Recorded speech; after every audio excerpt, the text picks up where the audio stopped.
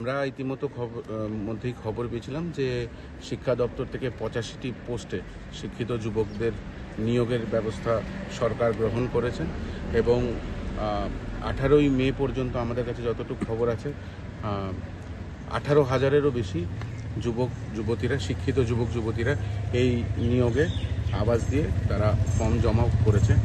কিন্তু 2018-র যে নিয়োগ নীতি, সেই নিয়োগ নীতি অনুযায়ী যখনই এরকম টেকনিক্যাল পোস্টের জন্য ভ্যাকেন্সি অ্যাডভার্টিজমেন্ট আসে, তার সাথেই ওএমআর শিটে পরীক্ষা হবে এবং সিলেবাসটা ঘোষণা করে দেওয়া হয়।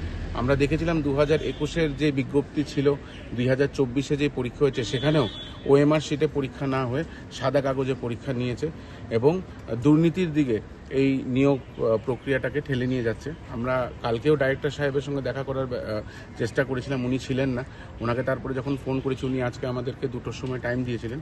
আমরা এসছি, ওনাকে বলেছি যে পরীক্ষা যাতে ওএমআর শিটেই হয় এবং এখন পর্যন্ত 25-26 তারিখ অক্টোবরের পরীক্ষা, এখন পর্যন্ত সিলেবাসটাও দেওয়া হয়নি। আমরা বলেছি অতি সত্বর যাতে এই পরীক্ষার ডেট চেঞ্জ করে সিলেবাস এবং ওএমআর শিটে পরীক্ষা হয়, সিলেবাসের সাথে যাতে আবার নতুন করে ডেট দেওয়া হয়। কারণ এইভাবে করেই এই যে ডেট দেওয়া হচ্ছে না, এই যে সিলেবাস দেওয়া হচ্ছে না, একটা বিভ্রান্ত সৃষ্টি করে আবার এই নিয়োগ প্রক্রিয়াটাকে দুর্নীতির দিকে ঠেলে নিয়ে যাচ্ছে এই সরকার এবং সরকারের সাথে যুক্ত এই স্বাস্থ্য দপ্তর।